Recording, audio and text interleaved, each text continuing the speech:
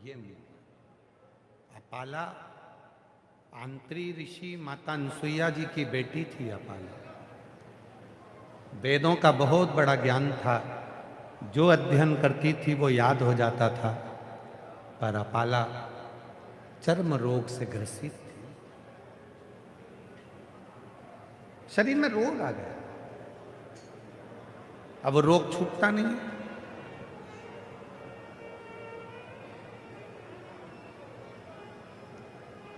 कभी कभी जिंदगी में ऐसा होता है कि बहुत तुम विद्वान हो जाते हो, बहुत विद्वत्ता हो जाती है, बहुत बड़े पद पर पहुंच जाते हो, बहुत बड़े ओहदे पर आ जाते हो, बहुत पढ़ लिख लेते हो, बहुत ज्यादा ज्ञानी हो जाते हो, तो तुम किसी की बात मानते नहीं।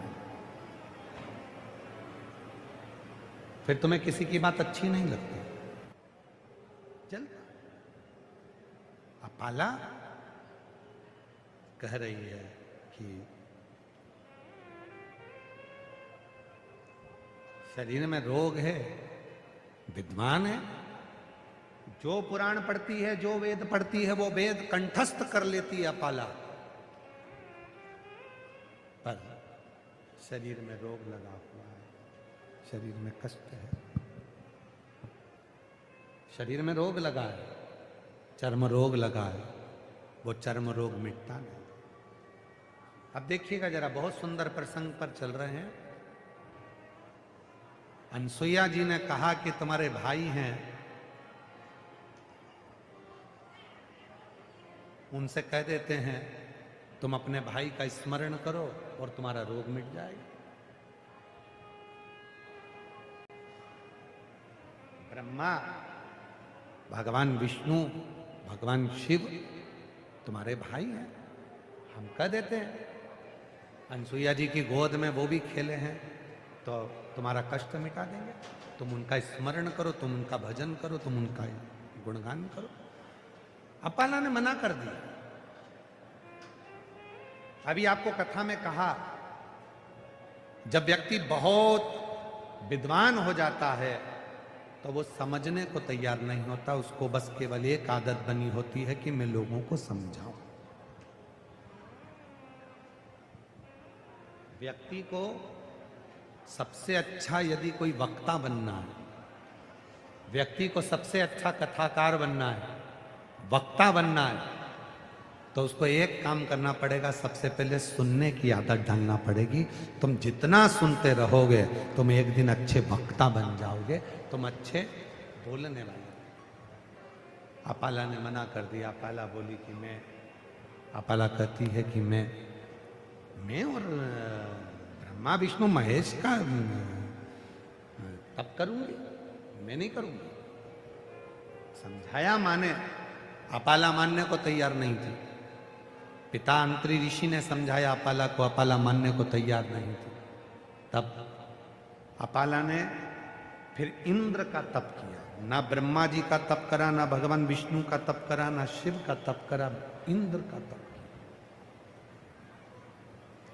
और आपको कथा में पहले भी कहा है, आज फिर कहते हैं, सोमवार का व्रत कर लो, मंगलवार का व्रत कर लो, बुधवार का व्रत कर लो, गुरुवार का व्रत कर लो, शुक्रवार का व्रत कर लो, शनिवार का व्रत कर लो, चाहे रविवार का व्रत कर लो, चाहे तीज का व्रत कर लो, चाहे चतुर्थी का व्रत कर लो, चाहे छठ का व्रत कर लो, चाहे सप्तमी का व्रत कर लो, चाहे अष्टमी का व्रत कर लो, चाहे नवमी का व्रत कर लो, चाहे दसवीं का व्रत कर लो, चाहे एकादशी का व्रत कर लो, चाहे द्वादशी का व्रत कर लो, चाहे त्रयोदशी का व्रत कर लो, चाहे चतुर्थी का व्रत कर लो, चाहे अमावस्या का व्रत कर लो, चाहे पूर्णिमा का व्रत कर लो। व्रत किसी भी देवता का कर लो, पर फल महादेव ही देंगे।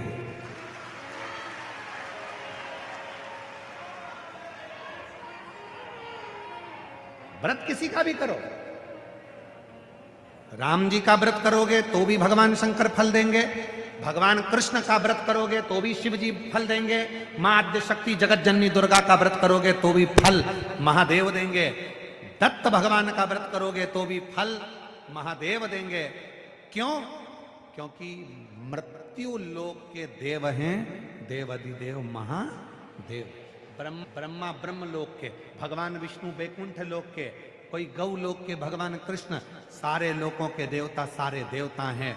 पर मृत्यु लोक में तुम्हारा जन्म हुआ है, यहां जो करोगे उसकी फाइल बनकर ऊपर जाएगी, यहीं से सिग्नेचर होकर जाएंगे कि इसको बैकुंठ भेजना है कि नरक भेजना है। तुम्हारी पूरी फाइल शिव देखकर भेजते हैं। इसलिए यहां रहने के बाद तुम कोई सा भी व्रत करो, चाहे तुम्हारी मर्जी पड़े जो व्रत कर लो, जिस देवता का कर लो, पर उस पे सील ठप्पा तो महादेव का ही लग कर जाएगा और उसी का फल।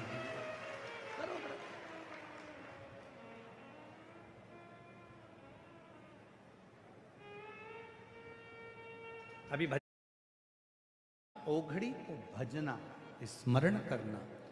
आंत्री ऋषि और अनसुईया माता की बेटी अपाला, आंत्री ऋषि और माता अनसुईया की बेटी अपाला मानी नहीं, इंद्र का तप करा, साधना करी और इंद्र की साधना में, इंद्र की आराधना में लग गई। आखिरी में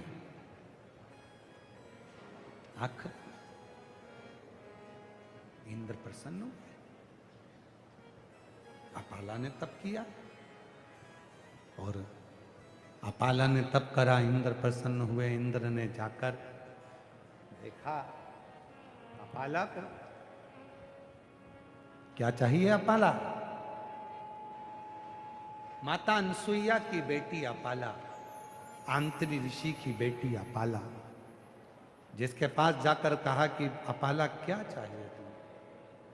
अपाला कहती है कि मेरे शरीर में चर्म रोग है, मेरा ये चर्म रोग मिट जाए और कुछ नहीं। अभी आपको कथा में कहा था, जिसने गुलाब जामुन खाई है वो गुलाब जामुन का स्वाद बता सकता है। जिसने शंकर भगवान की करुणा देखी है वो आपको करुणा बता सकता है। जिसने शिव जी की कृपा देखी ही नहीं वो क्या बताए? ये जो पत्र आते हैं, ये पत्र काहे के लिए आते हैं? ये शंकर जी ने जो दिया, शिव जी ने जो कृपा करी, शंकर जी ने जो करुणा करी, शंकर जी ने जो आपको दिया, ये पत्र के रूप में आपने लिख कर भेजा कि मेरे बाबा ने, मेरे शंभू ने मुझे दिया। जिसने गुलाब जामुन खाई है वही तो स्वाद ना बताएगा।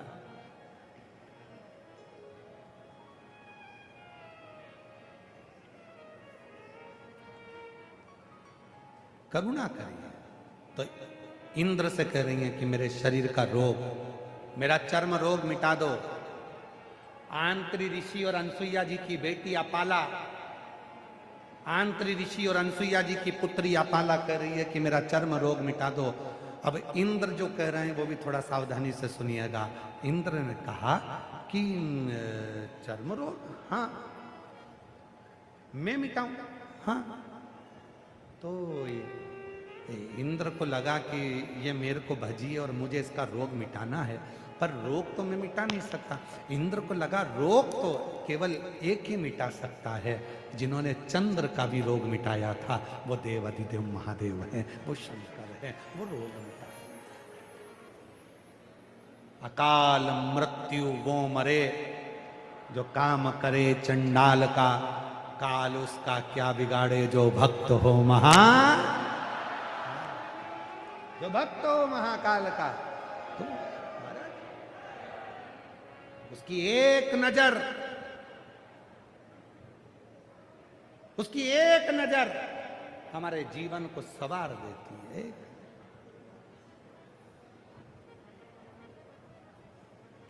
बस उसकी कृपा की दृष्टि हो, सब सुख।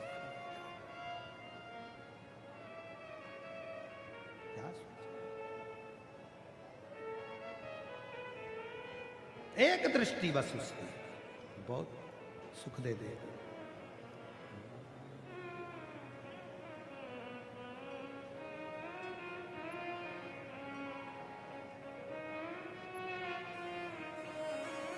महाराज, उसकी एक दृष्टि हमारे जीवन में सुख प्रदान कर देती।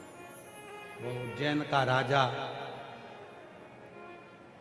वो राजा महाराजा, वो महाकाल राजा साधारण नहीं, जिसकी कृपा की दृष्टि ही हमारे जीवन को बदल दे।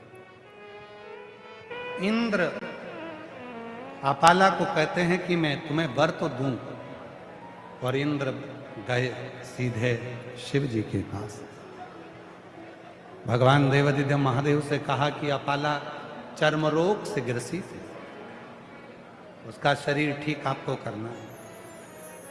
शिव जी ने कहा कि अपाला से कहना कि जिस समय पर इंद्र तुम मेरे शिवालय में पूजन करने के लिए आओगे, अपाला रथ के पहिए की जो कील लगती है, अपाला को इतना छोटा बना देना कि वो कील में से नीचे निकल जाए, उसका चर्म का रोग समाप्त हो जाए, चर्म का रोग उसका समाप्त हो जाए। ऐसी कृपा हो। इंद्रदेव को उपाय बताया, इंद्र ने उपाय बताया अपाला को। जिस अपाला को इतना ज्ञान का बड़ा प्रबल भाव था, वो अपाला एक छोटी सी होकर रथ का जो कीला लगा होता है पहिए का, उस कीले में से निकालकर उसमें अपाला को निकाला गया। एक क्षण में अपाला जब निकल जाती है, उसके शरीर का रोग समाप्त हो जाता है, चर्म रोग समाप्त हो जाता है। शिव महापुराण की कथा कहती है, कोई शंकर जी के मंदिर में जा रहा हो, एक लोटा जल चढ़ाकर आ रहा हो, कोई जा रहा है आ रहा है, उसके मात्र पात्र का भी अगर हम दर्शन कर लेते हैं तो हमारे ना जाने कितने रोग उसी समय समाप्त हो जाते हैं। हालांकि कथा है। फिर आगे वर्णन आया